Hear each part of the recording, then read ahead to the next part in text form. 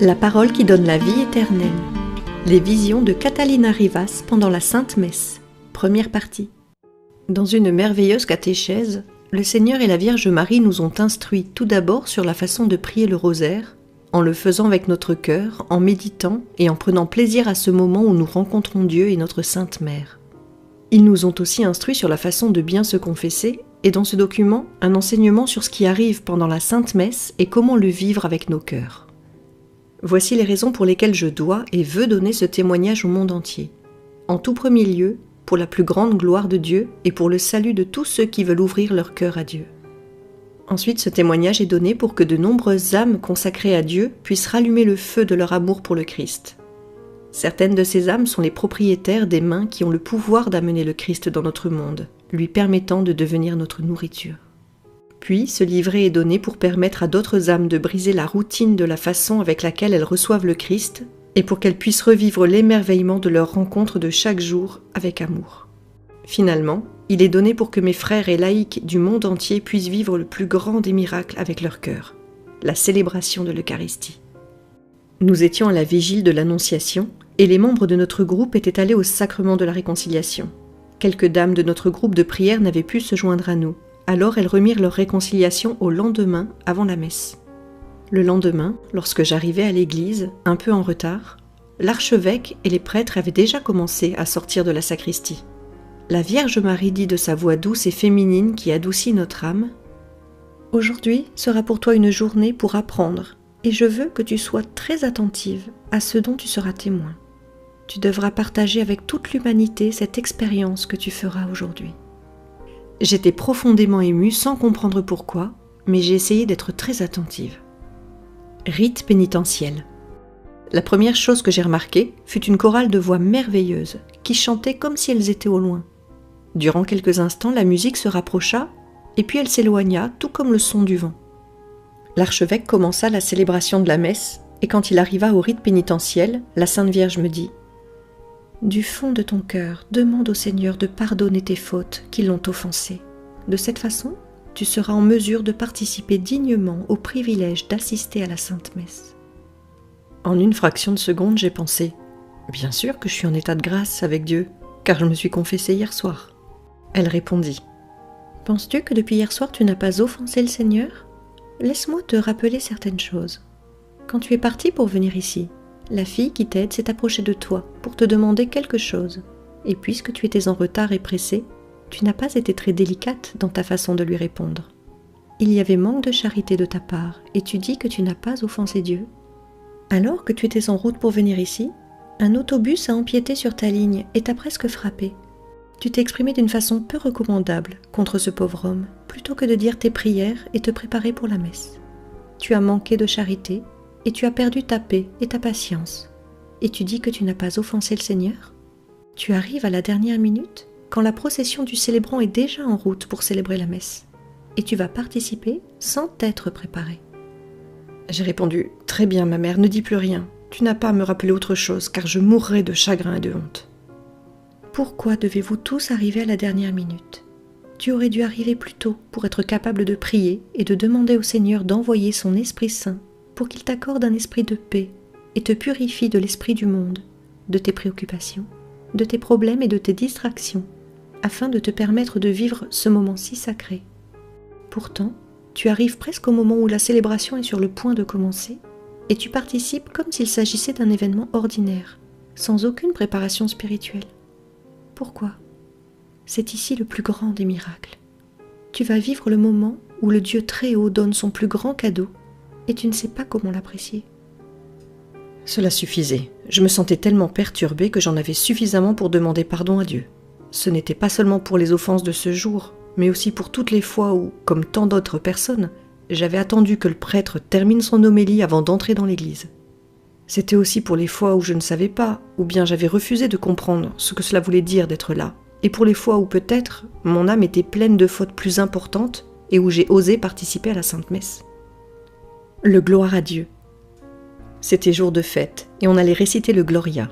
Notre-Dame dit : « Glorifie et bénis avec tout ton amour la très sainte Trinité, en reconnaissant que tu es une de ses créatures. » Combien différent fut le Gloria.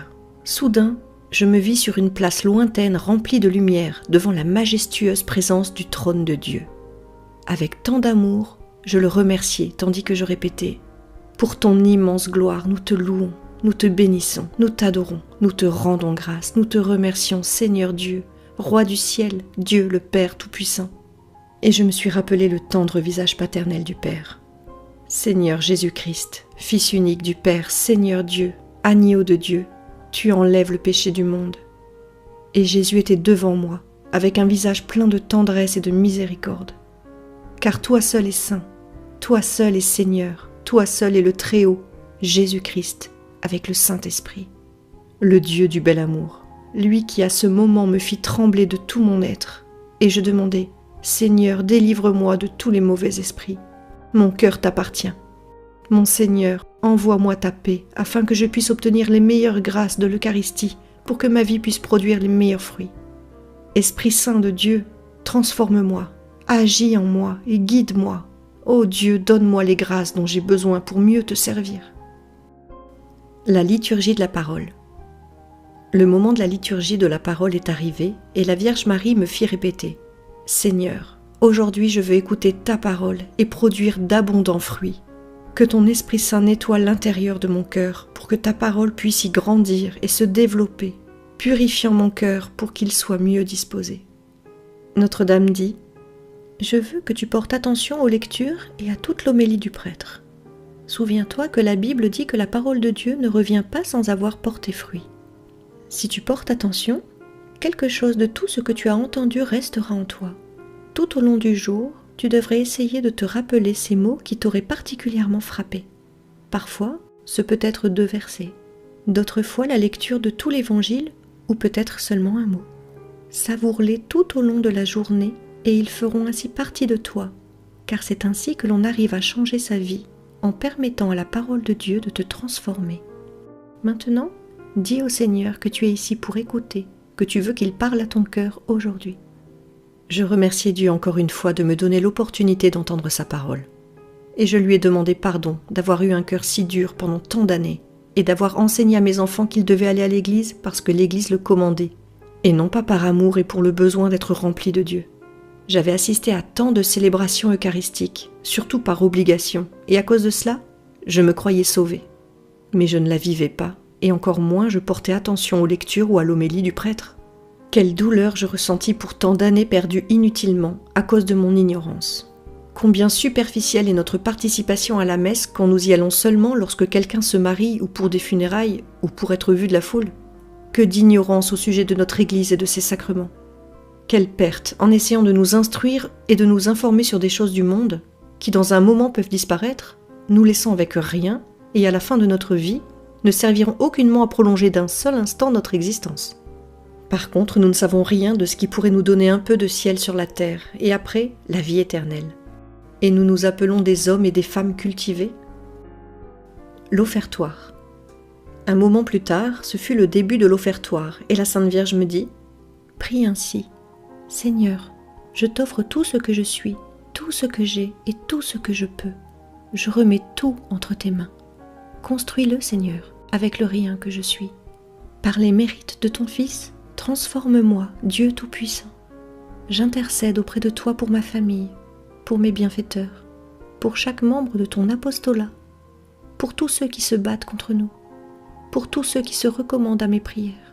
Apprends-moi à avoir un cœur accueillant pour eux, pour que leur marche soit moins pénible.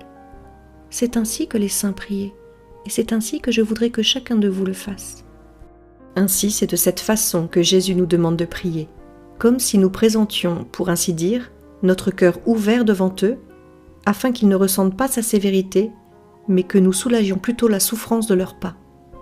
Soudain, quelques personnages que je n'avais pas vus commencèrent à se lever. C'était comme si, à côté de chaque personne qui était présente dans la cathédrale, une autre personne émergeait, et bientôt, la cathédrale était remplie de très belles et jeunes personnes. Ils étaient vêtus de robes blanches et ils commencèrent à se déplacer vers l'allée centrale et puis vers l'autel. Notre mère dit « Observe, ce sont les anges gardiens de chaque personne présente dans l'assemblée. C'est le moment où vos anges gardiens transportent vos offrandes et vos supplications devant l'autel du Seigneur. » À ce moment, je fus complètement abasourdi, car les êtres avaient un visage tellement radieux et d'une beauté telle qu'il est impossible à quelqu'un de l'imaginer. Ils avaient une très belle apparence, avec un visage presque féminin. Toutefois, la vue de leur corps, de leurs mains et leur grandeur était masculine. Leurs pieds nus ne touchaient pas le plancher, mais ils se déplaçaient comme s'ils glissaient. Cette procession fut très belle. Certains transportaient ce qui ressemblait un peu à un bol doré avec quelque chose qui brillait beaucoup, d'une lumière dorée blanche. La Vierge Marie dit « Ce sont les anges gardiens des personnes qui offrent cette messe pour plusieurs intentions, ceux qui sont conscients de la signification de cette célébration. Ils ont quelque chose à offrir au Seigneur. Offrez-vous à ce moment-là, offrez vos peines, vos douleurs, vos espoirs, vos tristesses, vos joies, vos supplications. Souvenez-vous que la messe a une valeur infinie, alors soyez généreux en offrande et en demande. » Derrière les premiers anges, d'autres vinrent qui n'avaient rien dans leurs mains. Ils s'avançaient les mains vides. La Vierge Marie dit « Ceux-ci sont les anges des personnes qui sont ici, mais n'offrent jamais rien. Ils n'ont aucun intérêt à vivre chaque étape de la liturgie de la messe et ils n'ont aucun présent à apporter devant l'autel du Seigneur. » À la fin de la procession vinrent d'autres anges qui paraissaient plutôt tristes et avaient leurs mains jointes en prière, mais avec les yeux baissés. Ceux-ci sont les anges gardiens des personnes qui sont ici mais ne veulent pas l'être, c'est-à-dire des personnes qui ont été forcées de venir ici, qui sont venues par obligation, mais sans aucun désir de participer à la Sainte Messe. Les anges avancent avec tristesse parce qu'ils n'ont rien à apporter à l'autel, excepté leur propre prière. Ne contristez pas votre ange gardien, demandez beaucoup, demandez pour la conversion des pécheurs, pour la paix dans le monde, pour vos familles, pour vos voisins, pour ceux qui se recommandent à vos prières. Demandez, demandez pour beaucoup de choses, mais pas seulement pour vous-même, mais aussi pour tous les autres. Rappelez-vous que l'offrande qui plaît le plus au Seigneur est celle où vous vous offrez comme holocauste pour que Jésus puisse, lors de sa descente, vous transformer par ses propres mérites. Qu'avez-vous à offrir au Père par vous-même? Néant et péché. Mais l'offrande de soi-même unie au mérite de Jésus, voilà l'offrande qui plaît au Père. La vision de cette procession était d'une telle beauté qu'il me serait difficile de la comparer à quelque autre chose. Toutes ces créatures célestes se courbant devant l'autel, les unes déposant leurs offrandes sur le plancher, d'autres se prosternant à genoux avec leur front touchant presque le plancher. Et dès qu'elles arrivaient à l'autel, elles disparaissaient de ma vue. Le Sanctus. La fin de la préface arriva, et quand l'assemblée répondit « Saint, Saint, Saint », soudain, tout ce qui se trouvait derrière le célébrant disparut. Derrière le côté gauche du célébrant, des milliers d'anges apparurent en ligne diagonale. Des anges petits, des anges grands, des anges avec des ailes immenses, des anges avec de petites ailes, des anges sans ailes.